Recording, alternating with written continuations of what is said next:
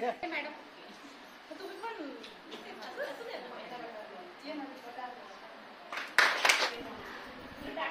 छान छान पदार्थ मला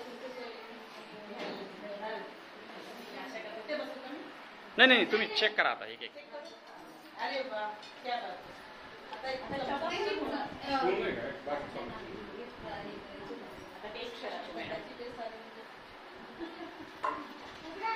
आता हा पदार्थ तुम्ही जो केला याचा प्रयत्न करा. काय करणार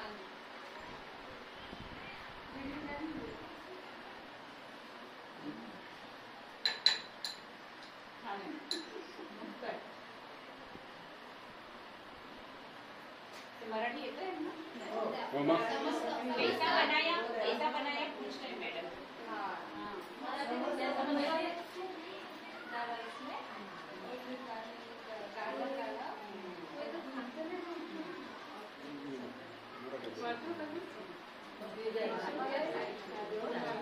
मराठी बोल मॅडम. मराठी बोला. मराठी काय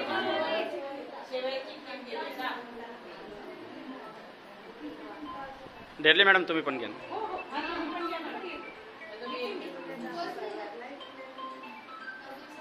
सर उचला पटके.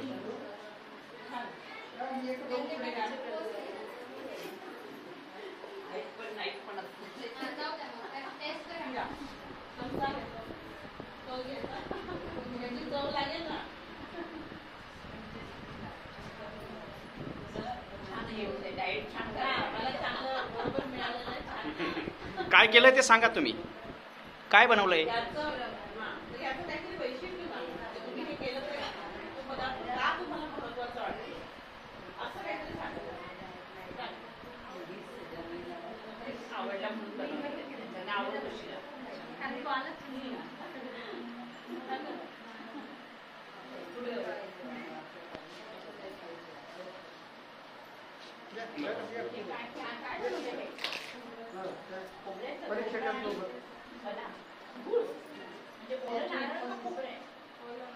काय म्हणायचं त्याला.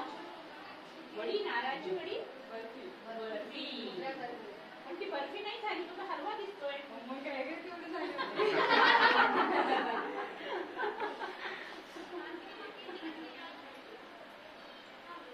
गोड गोड झालंय ना सगळं.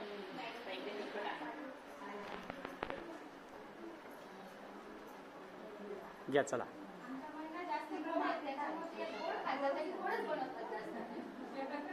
अच्छा आणि गूळ टाकलाय. हे सगळे मुलांसाठी खाऊ आहेत. कोणती आई मुलांसाठी छान खाऊ करून देते असं आहे. ही पण बर्फी आहे ना.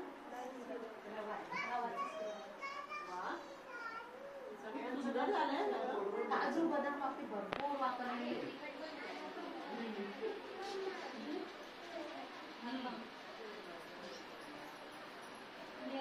रवा आणि गव्हाचं आपलं त्याचं पीठ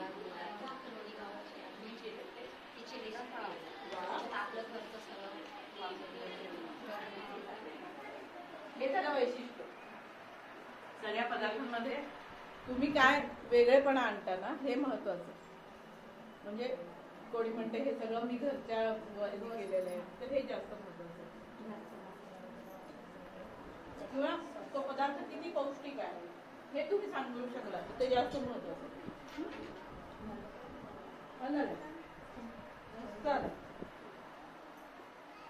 भाकरवडी किती आहे.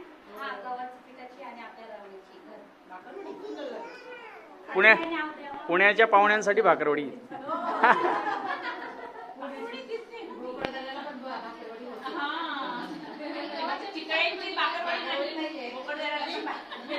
चितळांपेक्षा टेस्टी झाली बघा.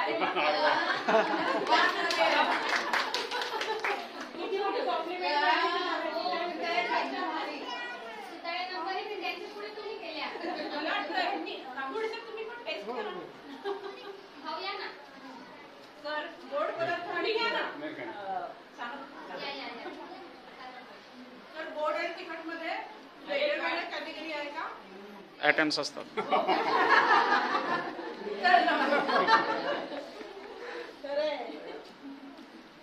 पाक करले ते नको आहे बा.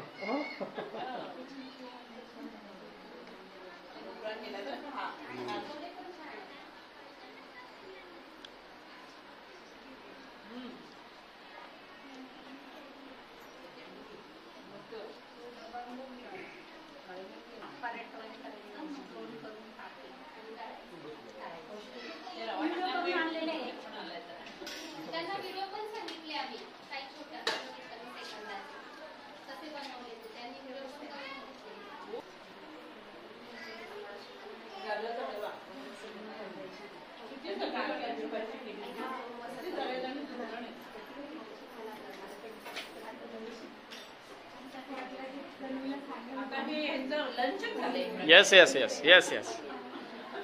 आपण उगाच काळजी करू. नाही, काळजी आता कसं आहे, पाहुण्यांची काळजी करणं आमचं कर्तव्य आहे.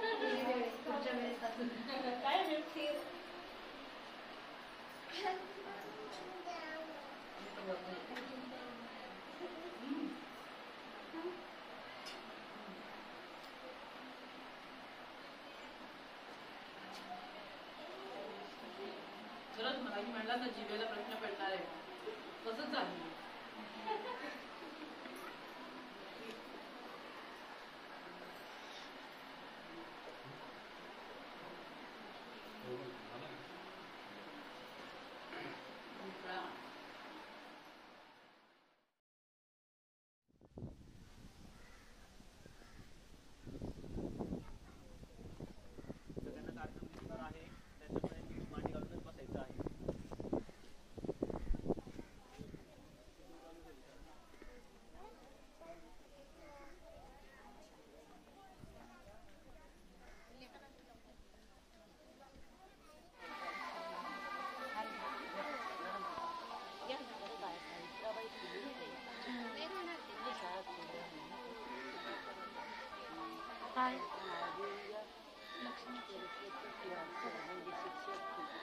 शिंदे मॅडम.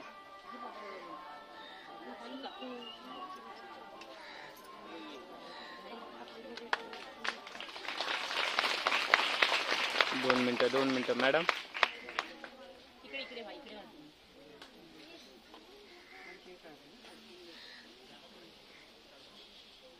ओके, येत आहे का समय?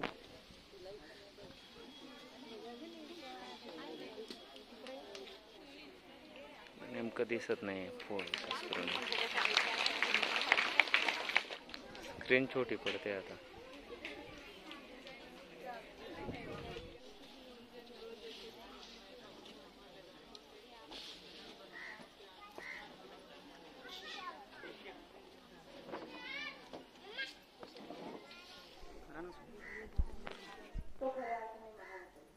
I don't believe in taking right decisions. I take decisions and make them right. भारतवासियांच्या मनातून खरा भारत रत्न माणसातला देव माणूस आज देवाघरी करत टाटा समूहाचे माजी अध्यक्ष ताड बसा.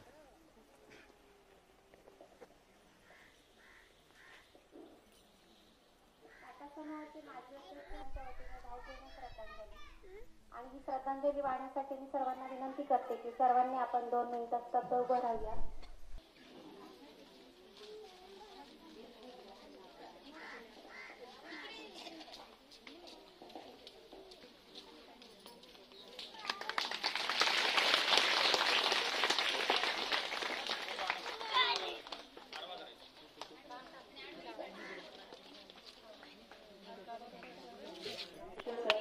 शालेय समिती सचिव श्रीमती भागवत मॅडम करतील अशी मी त्यांना विनंती करते.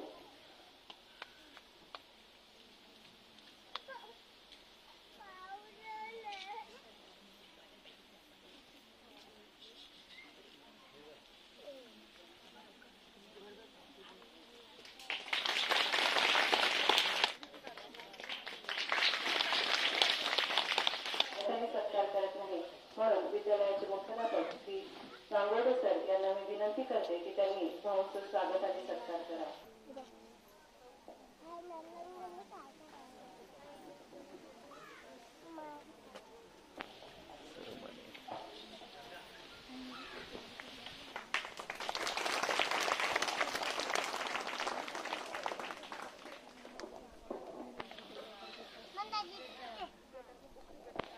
माझ्या सहकारी शिक्षिका श्रीमती मंदा भगत मॅडम.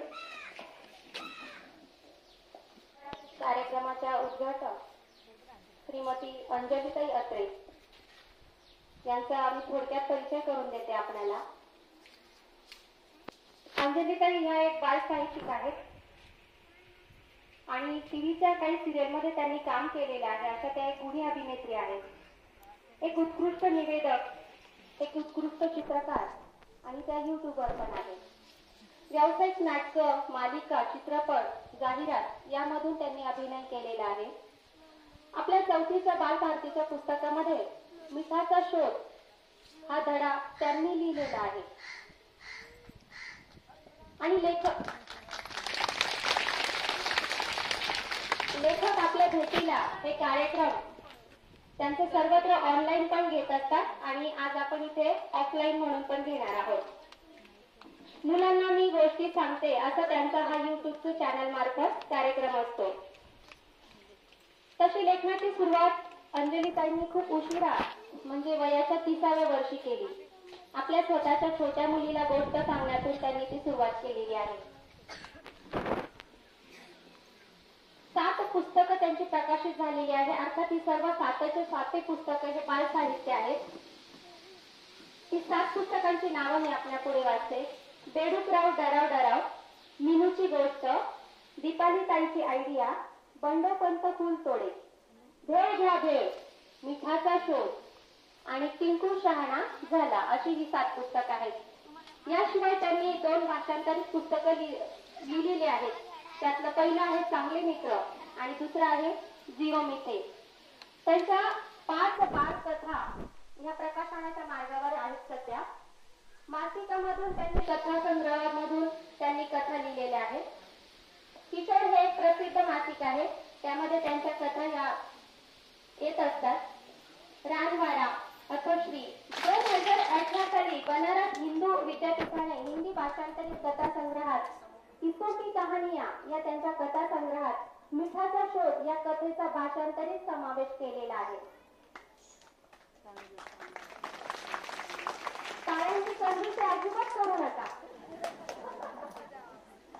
2017 मध्ये 10/21 अपेक्षित संचामध्ये त्यांच्या बालकथा पुस्तकांचे परीक्षण स्वाध्याय रूपामध्ये मुद्रित झालेले आहे.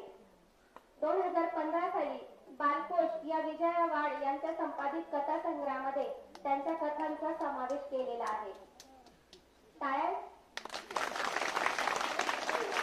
2014 मध्ये निवड आणि समावेश झालेला आहे, म्हणजे बरोबर 10 वर्षांपूर्वी.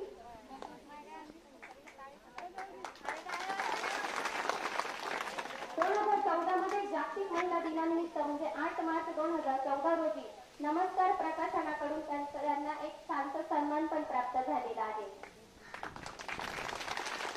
2008च्या सुपर वुमन या ETVच्या कार्यक्रमामध्ये त्यांनी सहभाग घेतलेला आहे. आहेतच त्या super woman. We are always proud of you.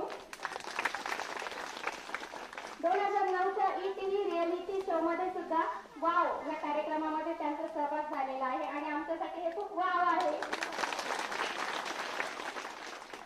2008 मध्ये त्यांनी मिसेस पुणे फेस्टिवल मध्ये फर्स्ट रनर अप हा किताब पटकावलेला आहे. आणि 2007 ला इंडियन स्क्रीन अवॉर्ड विनर आहेत त्या मिसेस पुणे स्पर्धा पुणे फेस्टिवलच्या. सौंदर्य आणि बुद्धिमत्ता यांचा अनोखा संगम आम्हाला मॅडम तुमच्यामध्ये बघायला मिळतो. 2007 मध्ये मल्टी टॅलेंटेड पर्सनॅलिटी अवॉर्ड विजेती लोकमतसाठी आयोजित समृद्ध महिला व्यक्तिमत्व स्पर्धेमध्ये सुद्धा त्यांनी बक्षीस मिळवलेलं आहे. आणि त्या एक यशस्वी युट्यूबर सुद्धा आहेत. त्यांचं युट्यूब चॅनल 2000 पेक्षा अधिक व्यक्तींनी सबस्क्राईब केलेलं आहे. मॅडम आपलं मनापासून हार्दिक स्वागत करते. माझा अभिमान माझ्या गावच्या डॉक्टर सौ सीमाताई उत्तमराव देरले त्यांचं स्वतःचं पार्वती हॉस्पिटल आहे निफाडमध्ये, शनी मंदिराजवळ. निफाडच्या राजमाता जिजाऊ महिला मंचाच्या त्या अध्यक्ष आहेत. त्यांचं शिक्षण BSc DMLT केलेलं आहे. योगामध्ये त्यांचं MSc झालेलं आहे. त्या एक योगाचार्य आहेत. त्यांच्यासाठी क्लास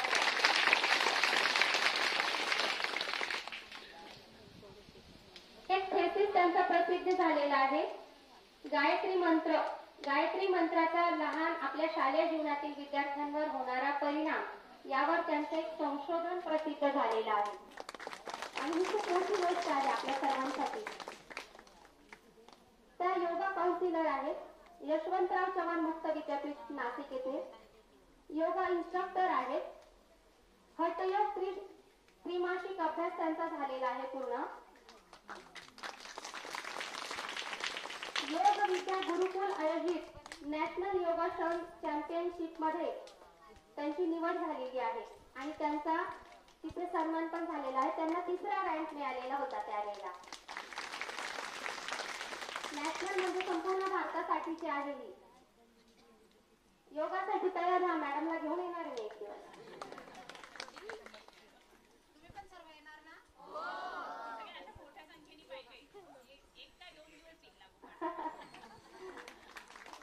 बहिष्कार शिक्षण मंडळ पुणे विद्यापीठ पुणे कायमस्वरूपी व्याख्याते आहेत त्यांना नेहमी पुण्याला जावं लागतं आणि त्यांचे व्याख्यान देखील खूप प्रसिद्ध आहे. आपण एक व्याख्यान ठेवणार आहोत म्हणजे प्रात्यक्षिकासह. अनेक प्रकारचे सामाजिक उपक्रम त्या करत असतात. योग तज्ञ म्हणून साम टीव्हीवर त्यांची मुलाखत देखील 2023 म्हणजे मागच्या वर्षी होती 2013. आकाशवाणी नाशिक विज्ञान कट्टा या कार्यक्रमामधून सुद्धा त्यांचे कार्यक्रम त्यांनी मार्गदर्शन केलेले आहे. त्यांची मुलाखत घेतलेली आहे. सातत्याने 20 वर्षांपासून जवळजवळ त्या महिला आणि शालेय मुले मुली यांच्यासाठी योगाचं शिबिर घेत आहेत. आपण योग शिबिर ठेवूया त्यांचं. राजमाता जिजाऊ महिला मंच अंतर्गत त्यांनी महिलांसाठी आरोग्य शिबिर ठेवलेलं होतं. त्यामध्ये खास महिलांसाठी गर्भाशयाच्या मुखाचा जो कॅन्सर महिलांना होतो त्यासाठी त्यांनी आरोग्य शिबिर ठेवलेलं आहे स्पेशली. म्हणजे आपण सुद्धा ठेवू शकतो त्यांचा. त्यानंतर बाबा आमटेंचं आनंदवन आणि हेमंत कसा येथे सुद्धा त्यांनी प्रात्यक्षिकाचा सहभाग घेतलेला आहे. त्यांनी तिथे सेवा दिलेली आहे. ज्येष्ठ नागरिक संघ, पोलीस स्टेशनचे कर्मचारी, इतर सरकारी कर्मचारी यांची ते आरोग्य तपासणी फ्री मध्ये करून देत असतात. मला सांगायला आनंद होतोय की आमचे डॉक्टर उत्तमराव डेरले त्यांचे यजमान आणि मॅडम दोघेही डॉक्टर आहेत आणि सामाजिक सेवा खूप करत असतात. उत्तमराव डेरले हे तर पक्षीमित्र आहेत. अनेक जखमी पक्ष्यांवर त्यांनी उपचार केलेले आहेत.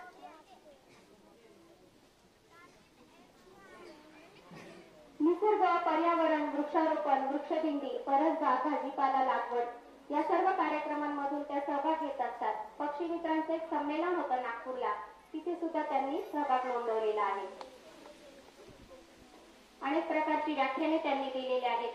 त्यातलं महत्वाचं आपल्या सर्वांसाठी मानसिक ताणतणाव, नशामुक्ती, लहान मुलांची जी परीक्षेची तयारी असते ती कशी करून घ्यायची याबद्दल देखील त्या व्याख्यान देत असतात. अशा या 2 मुली आपल्याला पाहुण्या आज लाभलेल्या आहेत. मी आपल्या सर्वांच्या वतीने त्यांचं मनपूर्वक हार्दिक स्वागत करते आणि माझ्या मनाला कार्यक्रम मिळाले. धन्यवाद.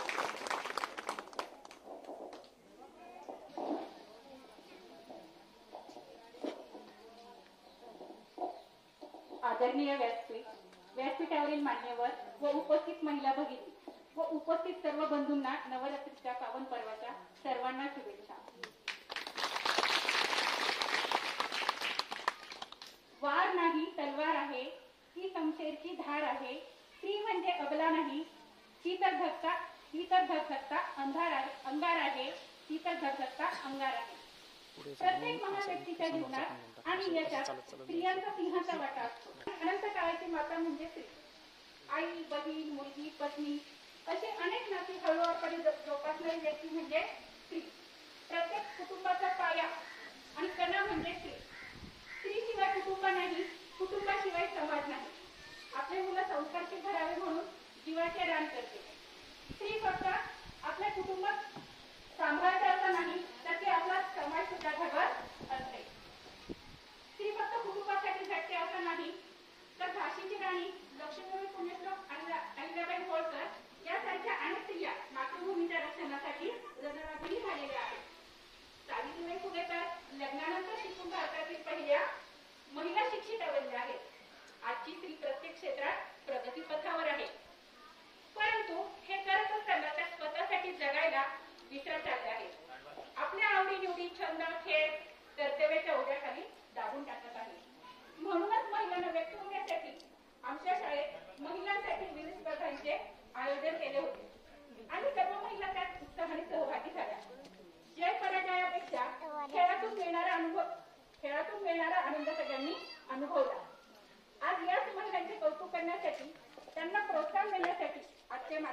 उपस्थित आहेत. त्यांच्या प्रोत्साहनाने आणि कौतुकाने महिलांचा आनंद नक्कीच द्विगुणित होणार आहे. शेवटी मी एवढेच म्हणेन, नारी हे तू अशी काही उंच भरारी, पाहत राहीन तुझ्याकडेही जुनी असा. खूप छान, धन्यवाद मॅडम. बघा, आपण गेल्या शनिवारी म्हणजे 5 ऑक्टोबर रोजी बादलीत शेंदूर टाकणं, धान्य वेगळं करणं, केसात स्ट्रॉ मारणं आणि आपल्याला खूप मजा आली ती म्हणजे फुगा फोडणं. कसा फुगा फोडणं? फुगवायचा आणि त्याच्यावर हाताची घडी घालून बसून फोडायचा. अशा तसंच ग्लासचा मनोरा करणं, अशा विविध स्पर्धांचं आयोजन केलं होतं. तर आज काही उर्वरित स्पर्धा जसं की रांगोळी स्पर्धा, पाककला स्पर्धा, वेशभूषा स्पर्धा, केशरचना स्पर्धा यांचं आपण आयोजन केलं. तर माझ्या आज मान्यवरांना अशी विनंती असेल की आमच्या या ज्या माता भगिनी इथे उपस्थित आहेत यांना आपण मार्गदर्शन करावं. मी अंजलीताई अत्रे यांना प्रथम विनंती करते की त्यांनी आपले विचार मांडावे. सर्वप्रथम सगळ्या मान्यवरांचे आणि सगळ्या इच्छालोकांचे मनापासून आभार. तुमच्या सगळ्यांचेही मनापासून आभार की मला तुम्ही इथे येऊन तुमच्याशी संवाद साधण्याची संधी मला मिळालेली आहे. त्याबद्दल मी तुमचे सगळ्यांचे आभार मानते. आणि मला इथे आल्यानंतर इतकं छान वाटतंय. एक तर म्हणजे काय की ग्रामीण भाग असो किंवा शहरी भाग असो, पण शहरी भागाच्या तोडीचे पदार्थ मी आता इथे खाल्ले. तर इतके सुंदर, सगळ्या जणी सुगरण आहेत. मगापासून तुमचं निरीक्षण करतेय. इतकं छान दिसतंय, इतकं छान वाटतंय, प्रत्येकीकडे बघत राहावं असं वाटतंय. आणि मला खात्री आहे की तुम्हाला सगळ्यांना सुद्धा इथे इतकं मजा येत असेल आतून. कारण आपण किती वयाने मोठे झालो ना तरी दिल तर अभी बच्चाही आहे. म्हणजे छान आवरून नटून थटून कुठेतरी जाणं. त्यामुळे हे तुम्हाला त्यांनी मिळवून दिलं. म्हणजे बघा, जो आनंद तुम्हाला शाळेत मिळाला असता तो आता तुमच्या मुलांच्या निमित्ताने त्यांच्या शाळेमध्ये तुम्हाला मिळतोय. तर हे खरं तर तुम्ही सगळ्यांनी या संयोजकांसाठी टाळ्या वाजवल्या पाहिजे जोरदार. तर खूपच तुम्ही छान दिसताय सगळ्याजणी. आणि मला खूप कौतुक वाटलं की त्यांनी काय काय वेगवेगळे कार्यक्रम अरेंज केले होते, पण मला काही ते बघायला मिळाले नाही. तेवढेच मला खंत वाटतेय. तर तुम्ही जर युट्यूबला वगैरे टाकले तर मला दाखवा बरं की कोण कसं बनवत होतं. हा, आणि वडिलांनी केलेला पदार्थ त्या बायकोनी खायचा आणि ती हसली तर त्या माणसाला बक्षीस द्यायचं बरं का. असं तर खूप छान वाटतंय मला इथे येऊन. तुमचं सगळ्याला आवडेल की काय आहे वगैरे, पण खूप मजा आली, मला खूप आनंद झाला आणि छान वाटलं तुम्हाला सगळ्यांना भेटून. असंच तुम्ही सुद्धा आनंदाने जगायला शिका. जगलंच पाहिजे माणसाने. आनंदाने जगणं हा आपल्या सगळ्यांचा उत्साहात सहभागी झाला. एक दिवस आपल्या आनंदासाठी आपल्या मुलांसाठी त्यांनी खर्च केलाय. यानंतर आपल्याला मार्गदर्शन करणार आहेत डॉक्टर सीमाताई डेरले मॅडम.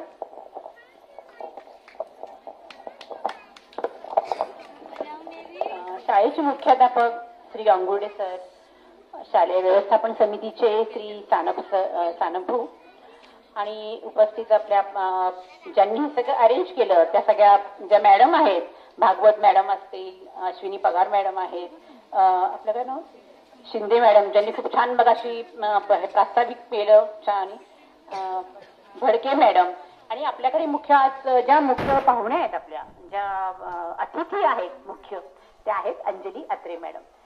ह्या सगळ्या आणि उरलेल्यांची नाव मला माहिती नाही, सन्माननीय सगळं व्यासपीठ आणि उपस्थित सर्व माता भगिनींनो, तुम्हाला बघून खरंच इतका आनंद होतोय आम्हाला सगळ्यांना.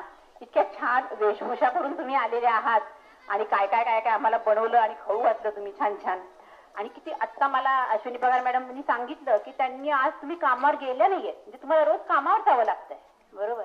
आणि तो तुम्ही वेळ काढून त्यातनं वेळ काढून तुम्ही सगळ्या स्पर्धेत भाग घेतला, हे फार विशेष कौतुक वाटतंय तुमचं मला. किती ऊर्जा, म्हणजे तुमच्यामध्ये ते स्पिरिट असतं ना, स्पिरिट की नाही मला स्पर्धेत भाग घ्यायचा आहे, मला पहिले यायचं किंवा मला नंबर मिळवायचा आहे, हे जे स्पिरिट आहे ना ते आहे तुमच्या प्रत्येकीमध्ये. म्हणून तुम्ही त्यात वेळ काढून भाग घेतलाय. खूप मला तुमच्या सगळ्यांचा तुम्ही सगळ्या एक नंबर आहात, नंबर 1, सगळ्यातही नंबर 1 आहात तुम्ही. सगळ्यांचं कौतुक करते मी. आणि मुख्यतः शाळेतल्या ज्या सगळ्या महिला भाग आहे, सगळ्या मॅडम ज्या आहेत, त्यांनी इतकं छान नियोजन केलं. त्यात आमचे म्हणजे देवरे सर पण आहेत, त्यांच्या नियोजनात सगळे मुख्याध्यापक पण आहेत. पण मला विशेष आता नवरात्रीचे दिवस चालू आहेत त्यामुळे महिलांचं जास्त त्यांनी सहभाग घेऊन तुमच्या ह्या सगळ्या स्पर्धा त्यांनी आयोजन केलं. त्याचं तुम्हाला सगळे निरोप दिले, तुम्हाला बोलवलं, तुमच्याकडनं ते सगळं करून घेतलं. असं खूप शाळांमध्ये होत नाही तर का सगळ्या शाळांमध्ये. मी पण भरपूर ठिकाणी जाते, पण काही काही कार्यक्रम जे असतात वरतून येणार ते फक्त कागदावरच होतात असं पण मी बघितलेलं आहे काही ठिकाणी. पण इथे ते प्रत्यक्षात राबवले जातात. याबद्दल ह्या सगळ्या 4-5 मॅडमचं मी विशेष कौतुक करते. एकदा जोरदार त्या मॅडमसाठी टाळ्या होऊन जाऊ द्या, कारण त्यांनी हे सगळं आयोजन केलं म्हणून तुम्हाला आनंद मिळतो ह्या सगळ्याचा. हे पण लक्षात घ्या, हो की नाही? जर आयोजन नसेल, तुम्हाला व्यासपीठ जर मिळालं नाही, तुम्ही कुठे जाऊन करणार? प्रथम क्रमांकाला ज्योती प्रकाश नवले.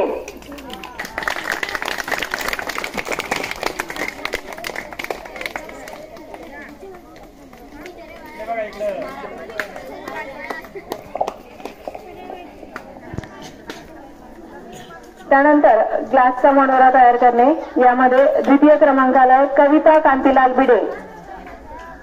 जोरदार टाळ्या. आजचा दिवस हात बसू द्या, वाजवा टाळ्या पडोपास.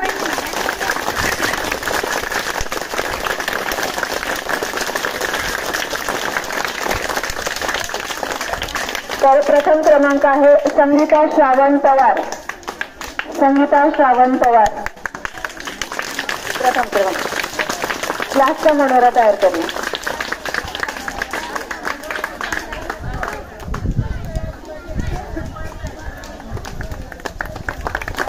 त्यानंतर फुगा फुगवणं आणि त्यावर बसून सोडणं, यामध्ये द्वितीय क्रमांक आलेला आहे संतोषी सिद्धू म्हस्के. आल्या नाही आहेत त्या, त्यांच्या सासूबाईंना घेऊ द्या. मग सुनबाई कुठे टाकून आल्या आजी? प्रथम क्रमांकाला ज्योतिष पहिला.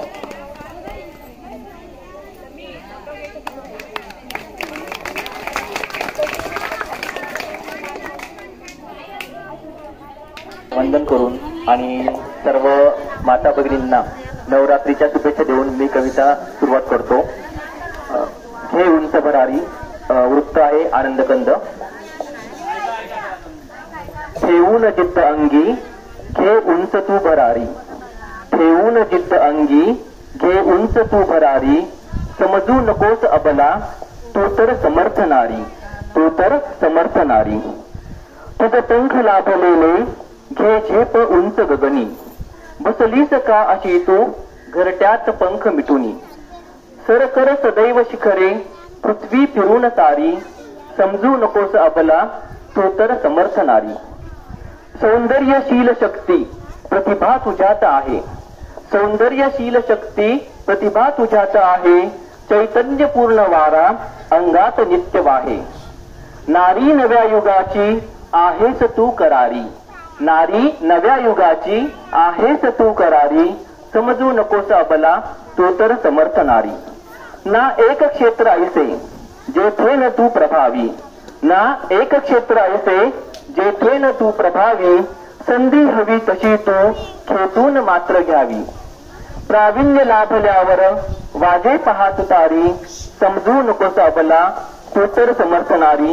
समजू नकोस अबला तू तर समर्थ नारी.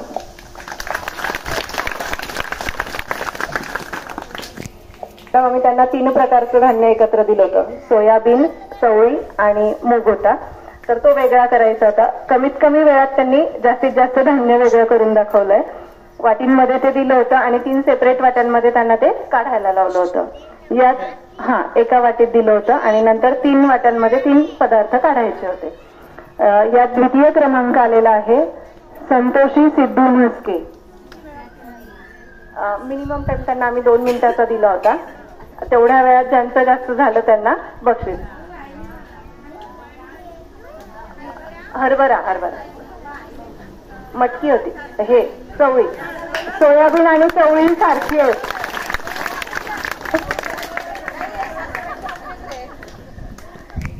सासूबाईंनी त्यांना धान्य निवडायला ट्रेन केलं होते शिवसके. चला चला चला चला पटकन टाळ्या वाजवा जरा.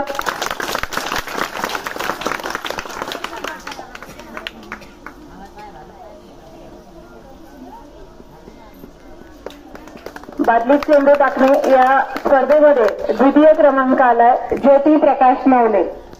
चला चला. अरे बाबा.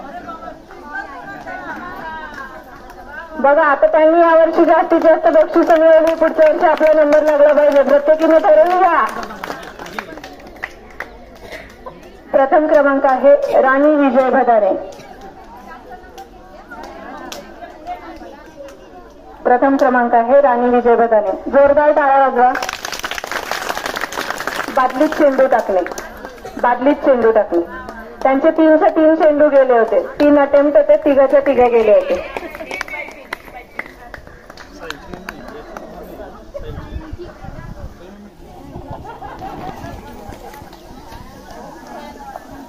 मॅडम तुमचे शिक्षण किती झाले?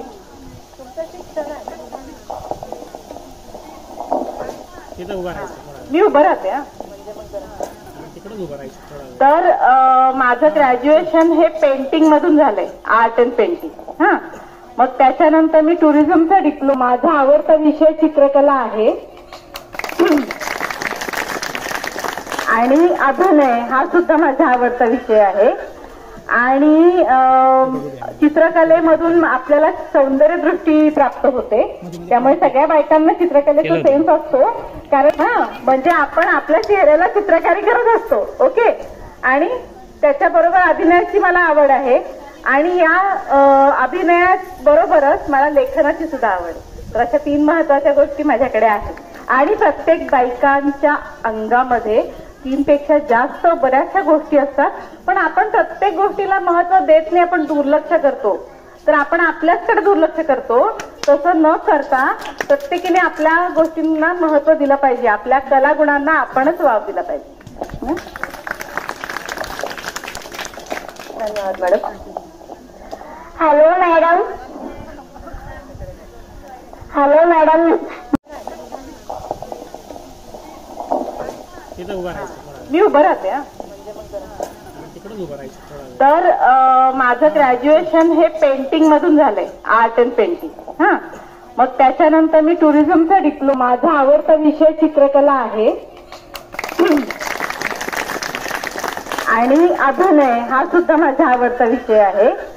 आणि चित्रकलेमधून आपल्याला सौंदर्यदृष्टी प्राप्त होते. त्यामुळे सगळ्या बायकांना चित्रकलेचा सेन्स असतो. कारण म्हणजे आपण आपल्या चेहऱ्याला चित्रकारी करत असतो. ओके. आणि त्याच्याबरोबर अभिनयाची मला आवड आहे. आणि या अभिनयाबरोबरच मला लेखनाची सुद्धा आवड. तर अशा 3 महत्वाच्या गोष्टी माझ्याकडे आहेत. आणि प्रत्येक बायकांच्या अंगामध्ये 3 पेक्षा जास्त बऱ्याचशा गोष्टी असतात. पण आपण प्रत्येक गोष्टीला महत्व देत नाही. आपण दुर्लक्ष करतो.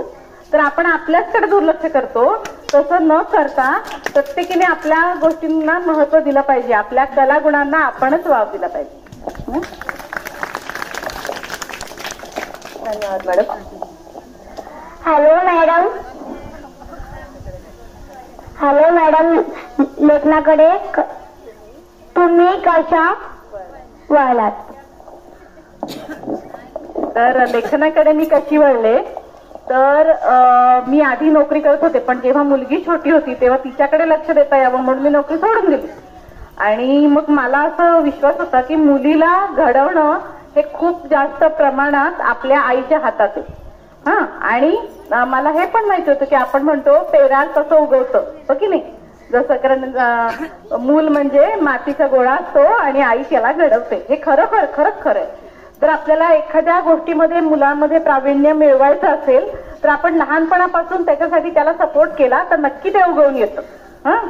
तर याच गोष्टीला धरून मी माझ्या मुलीला सायंटिस्ट बनवायची अशी माझी इच्छा होती. म्हणून तिला मी शास्त्रज्ञांच्या गोष्टी, शोध कसा लागतो अशा प्रकारच्या गोष्टी मी तिला रचून सांगत होते. आणि ती सांगण्यासाठी माझ्याजवळ कुठली गोष्ट नव्हती. तेव्हा मी काही मला माहित असलेल्या 3-4 गोष्टी एकत्र केल्या आणि रचून सांगितली. ती म्हणजे मिठाचा शोध ही गोष्ट. आणि ती गोष्ट रचून सांगितल्यानंतर तिला आवडली. मग मला विश्वास आला की अरे आपण गोष्ट लिहू शकतो, म्हणजे आपण जर सांगू शकतो तर तीच लिहून काढायची. आणि ती मुलीला आवडली म्हणजे बाकीच्या मुलांना आवडेल. मग मी आणखी नवीन नवीन गोष्टी लिहित गेले आणि तिला वाढवताना आलेल्या अनुभवांवरती पण लिहित गेले.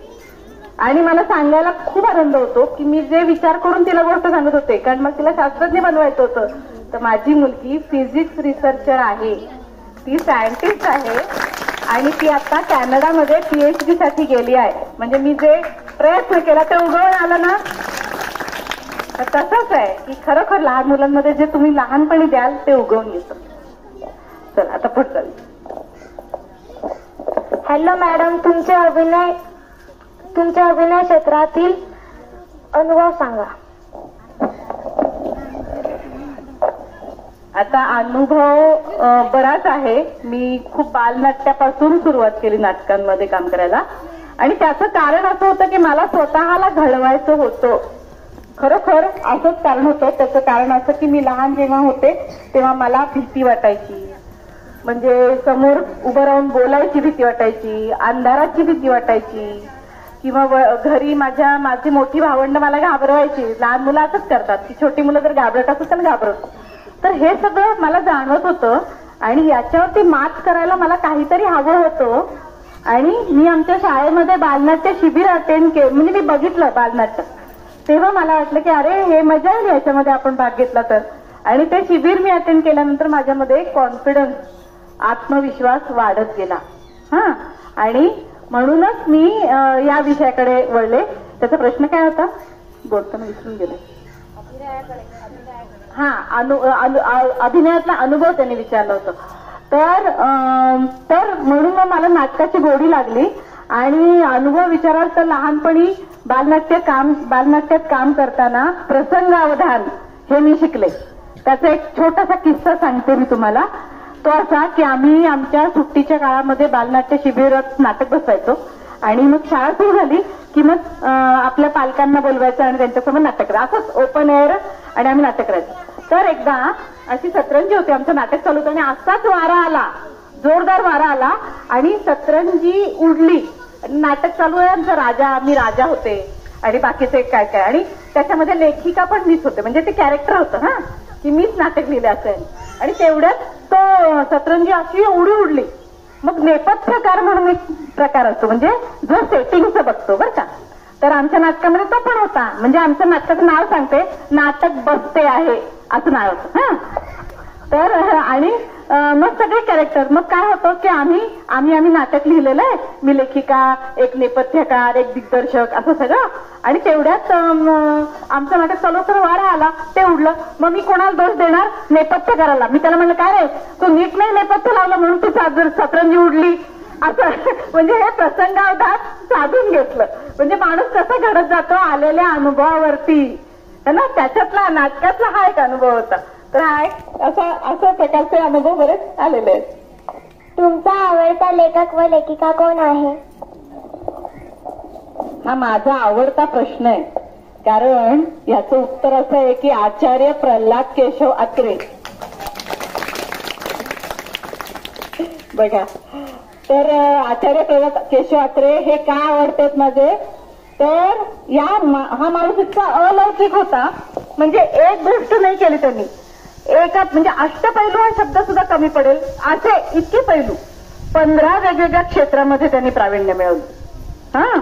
त्याच्यामध्ये ते काय होते? ते लेखक होते, ते नाटककार होते, ते अभिनेता होते, ते नेता होते, ते पत्रकार होते, ते काय नाही होते, ते बरंच काही होते. राष्ट्रीय पारितोषिक विजेता पहिला चित्रपट त्यांच्याकडनं निर्माण झाला होता, श्यामची आई, तुम्हाला जर माहिती असेल तर.